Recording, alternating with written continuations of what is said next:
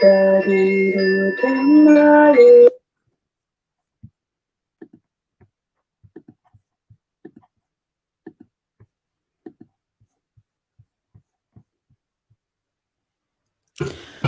morning. My name is Isis All Things, and I am a Reiki healer, singer-songwriter, and an author. I live in Norwich in England, and today I've decided to narrate a short story for you from someone that's very relevant to our times, Julian of Norwich, although she lived 700 years ago in medieval England. So as you all settle in for your short story today, I'll tell you a little bit about me and why I've written this story. So Julian of Norwich, she was an Anchorite and an author of divine revelations of love, and I will explain what an Anchorite is in due course. It's February 2022, and since the spring of 2020, we've been in the clutches, as we know, of a worldwide virus, and we've all been in various lockdowns, not only here in the UK, but obviously for all of you in the rest of the world, all different times. But we've not known something collectively like this, really, in England since the First World War with the Spanish flu.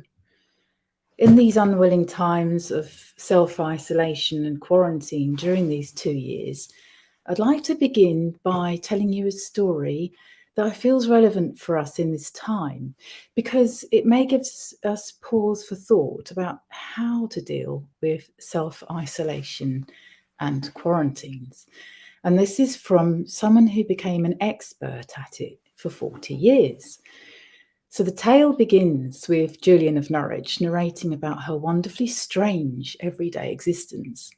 She was a very special lady who lived in Norwich, England in medieval times, who was born in 1343. We know practically nothing of her early background, but a great deal about her experiences. When Lady Julian was around 32 years of age, she became a Catholic Anchorite. Well, I wasn't aware of what an Anchorite was until I lived right near to her shrine, and I went to visit it one day. Julian was known as a spiritual authority in her community, where she also served as a kind of counsellor and advisor. Next to her shrine, I found a library, and it's attached to St. Julian's Church.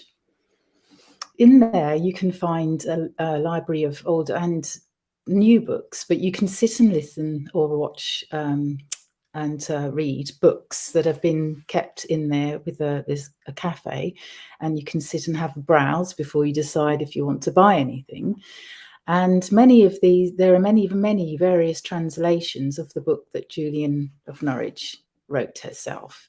And it's called Divine Revelations of Love, and which you'll find out why in the story. So she completed this book about 1410, and her death was around 1416. And some of the original copies of her writings are actually kept in the British Library.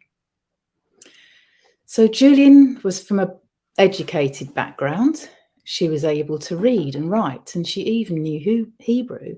And in her book, she describes how she gravely fell ill at the age of 30, possibly from the Bubonic Plague. It's a far more ravaging disease than the plague today, well, the virus. And this has already swept Norwich for 2 years, but back then in 1349, the first time was when Julian was around 7 years old. She was lucky at the time not to contract it, but the plague returned, as they do, and she was an adult. Julian's condition deteriorated very quickly at home, and upon her deathbed, she was gazing upon the Jesus on the cross in her delirious state. And she had 16 shewings or visions where the Lord Jesus actually spoke with her, and she observed the passions of the Christ on the cross. Well, luckily, Mother Julian survived, and this near-death experience changed her completely. She dedicated herself to full-time service to God and renounced her worldly goods. Well, this is obtaining the full blessing of the bishop to be interred in a cell on the side of the church. And it's possible she was a mother, or she could have been a nun, but we don't have that information. No one in her family seems to have survived what was probably the plague. As was typical of an anchor or an anchorite, there was a ceremony to signify their willing internment, and then the door was sealed behind them by the bishop, and a vow was taken to remain in this room for the rest of their life. Shocking as it may seem that she willingly chose this self-isolation, it sounds horrifying, but there's many benefits to this life in medieval times, as we will see. I'll now narrate her story as if I were Julian herself, beginning with her morning rituals, as we take a peek into how her day may have begun. So this is part 1 of my 9-part series on YouTube, and it's called Morning Rituals. Dear children of God, my eyes flutter open with the first rays of the dawn piercing through a little tiny window like a golden sword. This window faces to the east and is my small opening to the beloved ones living outside of this church of St. Julian in Norwich. It is the 14th century.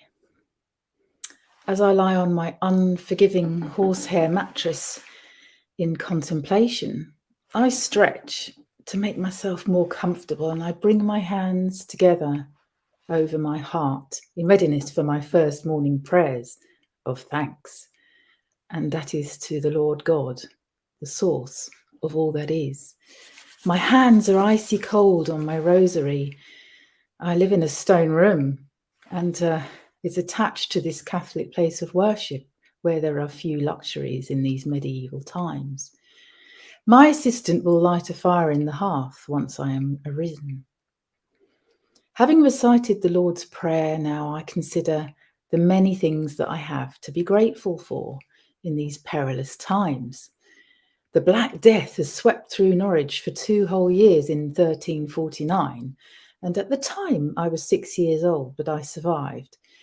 I myself nearly died of the plague when I was 30, and this I consider a miracle that I survived, and many blessings have sprung from that. So when I was 39, during the times of the 100 Years' War with France, I also heard many accounts of the peasants' revolt from those who came to my window for words of comfort. Those were great times of injustice, fear, anxiety, and lack of security for many. Well, this is similar to that which you, dear ones, are experiencing today with the virus. Self-isolation, worries about finance, loss of those loved ones. In return for my counsel, I would be given small portions of food or water, whatever could be spared by the folk. If it were not for this kindness and my dowry, I would not be alive at 58 and writing the longer version of my book, Divine Revelations of Love. It is about my shewings, the visions I had of Christ's passion during my near-death experience nearly 26 years ago.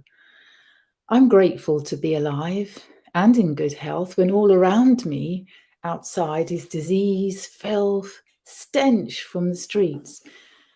I reach for my pomander of sweet herbs, taking a deep breath to clear my head and uplift my spirits. It contains lavender, which I find so calming. As I lie in this reverie, I feel a slight pull on my linen gown. I look down. A sudden pounce brings my dear feline companion to light on my lap. This delightful cat is named Amelia, which means work, and she is my protector. Hello, Amelia. If it were not for her, my holy cell would no doubt be overrun by mice and rats, even looking for spare crumbs of the dry bread that I may drop. I stroke her soft fur. I'm thankful for her purring warmth, kneading comfort into my soul. I hear a rustling. Someone's coming to my second little opening to my room. It's my church assistant bringing me a bowl of cold water for my toilet, and the second assistant to light the fire. Thank you. Amelia plops off my bed as I throw back the roughly woven woolen blankets and cotton covers. I fetch my own covered bowl of excrements to hand to the attendant in return. This provision is given in grace of my promise to Christ that I will remain sealed in this chamber in his service to the end of my days, and I'm called an Anchorite for this reason. I'm also referred to as a mystic due to the nature of my previous visions, which are a direct communication from God in the eyes of the church. Actually, they hadn't had a mystic give visions of the Christ for a few hundred years, so I suppose I became a bit of a well-known person for that. Once my physical routine is attended to, I'm fresh to start the new day of contemplation and devotion. I'm in a world betwixt and between. I'm fully in the present moment between life and death each day. Although I was blessed into this position by the bishop, I needed my family fortune to bequeath to the church, which is left to me, and it's all that I had when they passed away with the plague. This now acts as a pledge for my keep, that I may not be a burden on the church or the people for the rest of my time here, which turned out to be 40 years. So this small private space that only I inhabit is similar to that of a hermit, and it's just as many of you now experiencing when you're alone in your home due to the government restrictions to stem the flow of the virus. This may be the first and last time you'll ever experience such self-isolation that I lived with for so many years till my death. It's all the more difficult for you though, dear ones, as it was not something that you chose, as I did.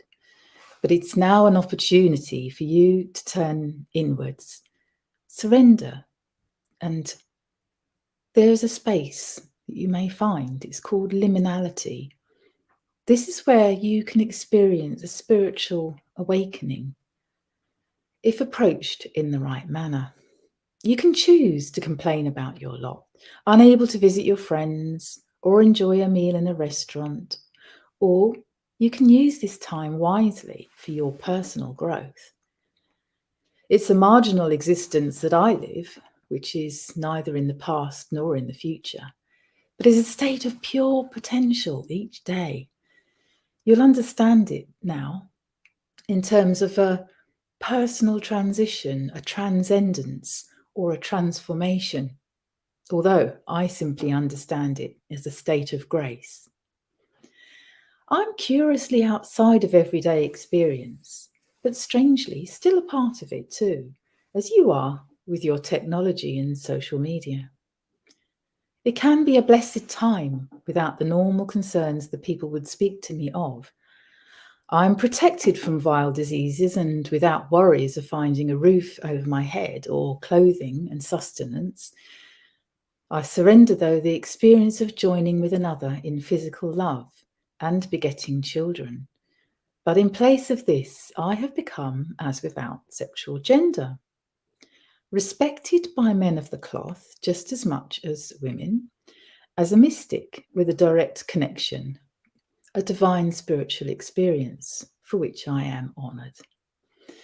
I have the advantage of coming from a family who had the funds to teach me how to read and write, even in Hebrew, which I now put to higher use in my copying of sacred text onto parchment for the church and speaking of the wisdom gained through my insights. There are those that clamour at my window in times of duress. I'm able to give them some of these insights, and you would possibly call me today a mentor or a coach, perhaps. Yes, I do weave, sew, and embroider as a woman would in these days, but my offerings are for the altars and kneeling hassocks here, and I sew and repair clothes for the poor as well. In your terms today, you may describe me as asexual, with the meaning of becoming neither a man nor a woman in a spiritual sense. It's a form of emancipation from the traditional roles of male and female, becoming, as the angels described in the Bible, as non-sexual beings. Saint Jerome of the 1st century spoke of this, and I quote him: "While a woman serves for birth and children, she's different from man as body is from soul. But when she wants to serve Christ more than the world, then she shall cease to be called a woman and shall be called a man." So that is the conclusion of my first day in this 9-part series, A Day in the Life of Julian. Please join me as I take you through how I coped and how I kept my sanity in this small room for many years in part 2, The Power of Gratitude. This is a part of Global Unity Festival today, and that will be on the first Sunday of the month. So in March, I will be narrating part 2. But if you can't wait to find out the rest of the story, you can also have a look on my YouTube channel where I have all the pre-recorded sessions there, and that's called Peaceful Minds and Souls. Thank you for your kind attention. I bid you a good day, be healthy, and keep safe, my beloveds.